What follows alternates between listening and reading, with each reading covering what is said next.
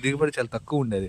ఏదన్నా ప్రాబ్లమ్స్ వచ్చినప్పుడు దానికి వాళ్ళు మందు కొడటానికి అట్లకి చాలా అమౌంట్ అయినా అప్పుడు ఈ పొలం మీద తనఖా అని రిజిస్ట్రేషన్స్ అని చెప్పి డబ్బులు ఇచ్చేవాళ్ళు తీసుకున్నప్పుడు. వెనకటి రోజుల్లో ఇంట్రెస్ట్‌కి అలా తెచ్చేవాళ్ళు.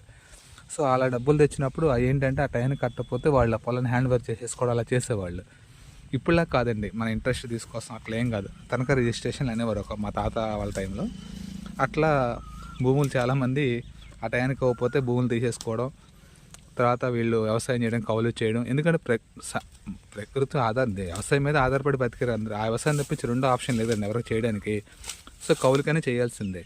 ఆ కౌలు చేసినప్పుడు ఆ కౌలు డబ్బులు కట్టుకొని ఇటు వ్యవసాయం పండగ సరిగా చాలా ఫేస్ చేసేవాళ్ళు. ఎందుకంటే నేను చూశాను డైరెక్ట్‌గా. నేను ఆ ప్రాబ్లమ్స్ అన్నీ ఫేస్ చేశాను. మా వాళ్ళు ఫేస్ చేయడం నేను చూశాను. కాబట్టి నాకు తెలుసు. ఇప్పుడోళ్ళందరికీ చాలామంది వ్యవసాయం మానేసి కౌలుకి ఇచ్చుకుంటున్నారు. లేకపోతే ఏ పామాయిలో